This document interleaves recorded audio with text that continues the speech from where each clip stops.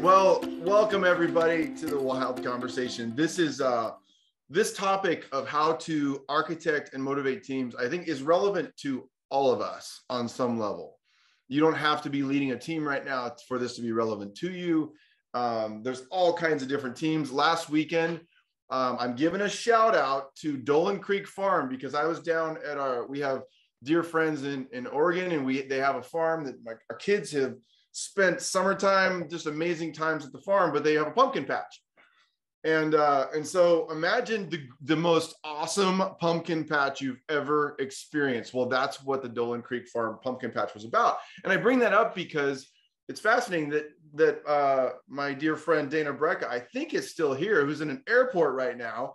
And one of the things that she did so well is architected team for that pumpkin patch. Like, in terms of some of the things I'm going to describe to you, because it was amazing. I was working parking most of the week, and I think we had something like, Dana's going to, Tim, give me the right numbers, but like 102 cars on Saturday, 101 cars on Sunday, which is pretty good for Sunday was Halloween.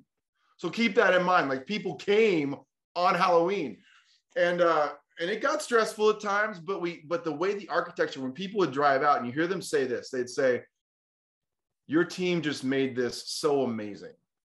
I heard that said multiple times. And someone else said, like, this was organized so well. And it was just, it's amazing. It's a pumpkin patch, people. And it's just, but to create this unbelievable experience for people was just amazing. And big props to Dana for the intentionality that it took to do that, which I'm going to talk about in just a moment.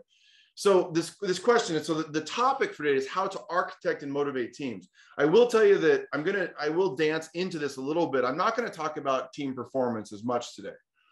So this is about architecting and motivating teams, but I think that always, of course, is going to relate to this. So how do you architect it? And one of the things I'm just going to be fully transparent about the WiLD conversation and just tell you that one of the things that we do is that we are very careful in architecture and architecting for a certain kind of experience. And so if you think of architecture as intentionally shaping infrastructure and systems for experience and progress, like if you think about architecture as shaping infrastructure and systems for experience and progress, then it begs this question of what kind of experience. And if any of you are new, I think there are some new faces today. One of the things that we're trying to architect for is that you would feel welcome. I really don't care if people who've been a part of the conversation 50 times hear the same thing over again, as long as that new person feels like, okay, this is a place for me. It's one of the things that's really important. And so architecture matters. And I think even from a leadership perspective is thinking about, what is it that I'm trying to achieve? What kind of experience am I attempting to create for the teams in my world, for the WiLD conversation, or whatever? I mean, I got to say it. One of the things, I hate breakouts. I hate them. And this is why we say, but we use breakouts. I love WiLD breakouts. You know why? Some of you are going to laugh because you've heard me say this. I don't have to fake my own death to get out of them. Someone on the WiLD team pushes closed breakout rooms. So it's like it ends. But yet, when I know that it's structured well, I can actually have a conversation and be given choices about how transparent I'm going to be. So the first thing is this: we got to define team. And in the literature around teams, it's pretty simple, but we don't think about it every day. One of the questions that I've taught graduate students for years is, what's the difference between a group and a team? And the difference is that a team is a group of people who have come together for a common purpose. There is a goal. A group doesn't necessarily have that. So a team has a common goal. What's interesting is that some of the teams that you and I have been a part of have not had a purpose. It's not clear, right? And so was that a team or not is interesting, because one of the things that's necessary is that. So defining the purpose of the team is a critical piece of our, if that's not there, like, why does the team exist? And I will give you this, that it is difficult sometimes to identify that purpose, but it's an important part of the process. The other thing that's a part of this is how to architect and motivate teams. And motivation is it's a general desire or a willingness to do something. Motivation is a general desire or motivation or willingness to do something. And what's interesting about this is it always comes up. If I'm going to tell you what comes up related to this question of motivating teams, is a question of the levels, what we call in industrial organizational psychology, levels of analysis. And what I mean by that is this: it begs a question: is it possible to even think about motivating a group? Do groups motivate? Or is it individuals who are a part of groups? And I think we kind of have to call that out, because if we don't, we kind of throw things around, motivate teams. But like, that's an important piece of the puzzle if we're thinking about architecting for motivation. I'm not saying I know the answer to this, because our social psychologist friends would say like, yeah, there is something that occurs as people think together. But I will tell you that most of the research on motivation is, quite frankly, at the individual level of analysis. We're looking at individuals and what motivates them. The question of whether that translates to the group level or the team level is an important question, and a very complex question, by the way, too. But I think it's something that we can think about. So I'm just throwing it out there because I'm going to come back to that. So here's what's the thing about motivation. So let me say something about this before I talk about teams specifically, because I've taught motivation for years. And I've always struggled with this because since I think the first class I ever taught at the was 1994. And I remember reading all the motivation literature that I had been studying as a doctoral student, and I'm supposed to teach it to other people. And I was thinking, this feels sometimes more like manipulation than motivation.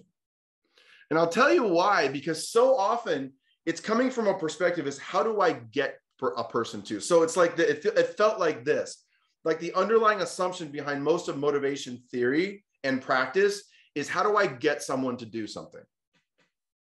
It really does read like that. And I think that's an important question. If you're a manager and a leader of other people, like, how do I get people to do something? But I think from a whole perspective, and you know that WiLD is all about whole and intentional leader development, and Daniel said we do team development too. Maybe there's a different question. That the question might be this: how do I inspire the right people to work toward a purpose that is about them and bigger than them? How do I inspire, not get? I'm tired of like getting people to do anything. I don't want to get you to do anything. But how do I inspire you, or inspire the right people to work toward a purpose that is about them and bigger than them? Because we would say one of the WiLD propositions is that this isn't just about us. You know, it's about other people too, and even considering what sacrifices might be necessary. So one thing I want to say in this is that I said, how do I inspire the right people? I'm not going to spend a lot of time on this, but I will say this, that when I say the right people, I don't mean, I'm not locking you in, but what I would say is that one of the things that we talk about often is, how do I, when I say right, I mean people who are in a developmentally ready moment. I want people on my team who are developmentally ready. Not because they have to learn all the time, because that can be exhausting, but I want people that are willing to learn for their sake and for the sake of other people. And sometimes we aren't in those seasons. So when I say the right people, like we can't break away from team composition. Like some of the research, there's a question that Daniel and I talked about, is this question: can a bad apple spoil the bunch? And Daniel could tell you more about that, but the reality is the research would say yes. And when I say a bad apple, I don't mean like a bad person. I mean, I would describe that, I think we would describe that as a person who's not developmentally ready.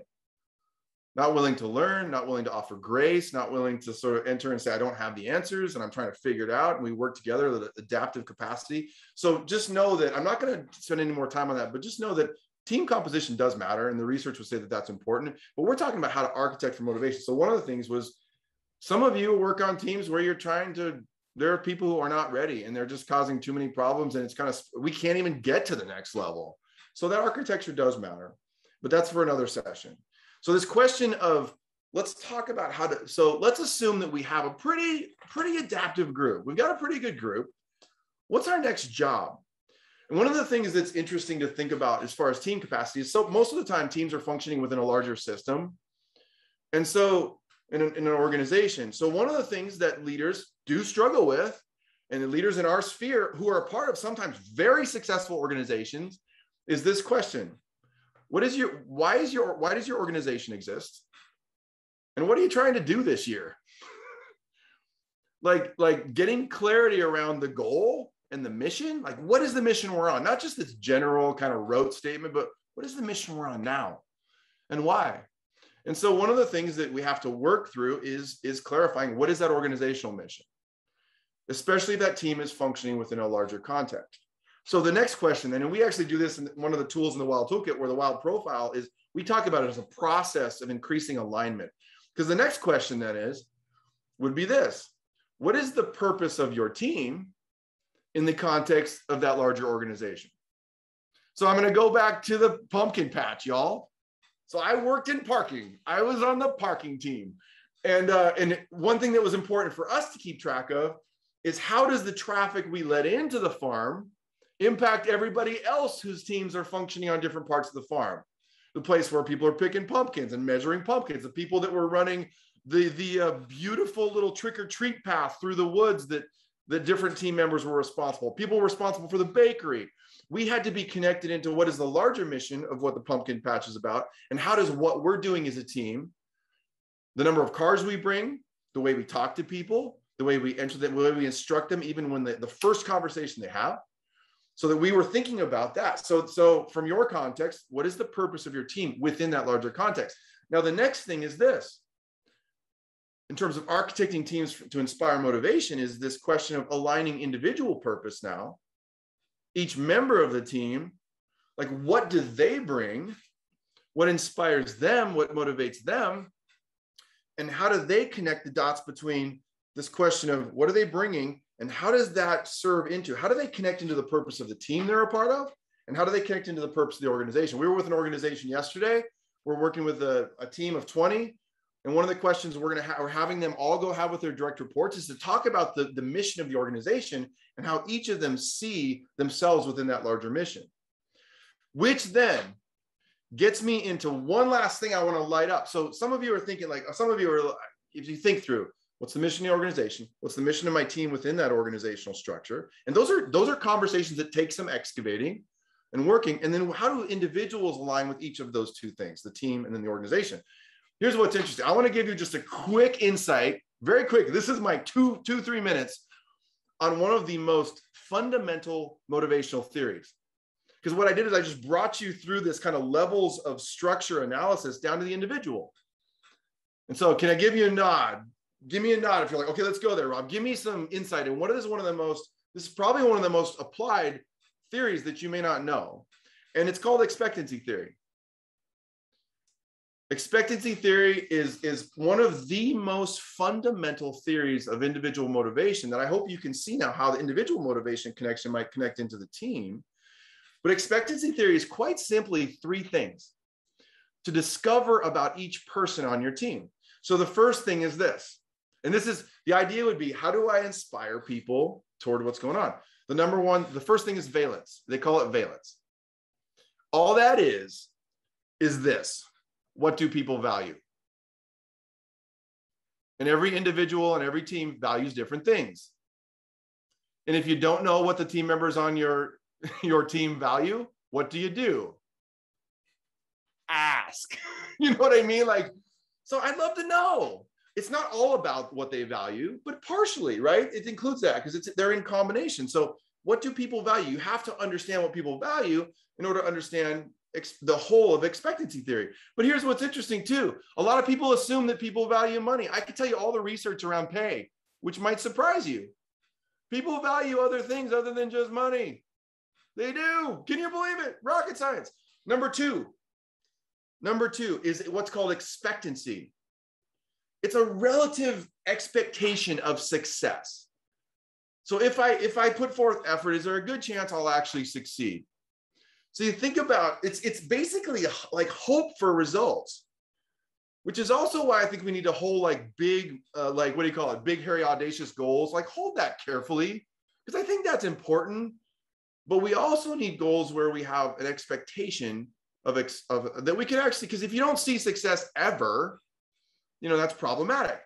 It's really basic, but if you think about this from a management perspective and a team leadership perspective, and then the last one is what's called instrumentality.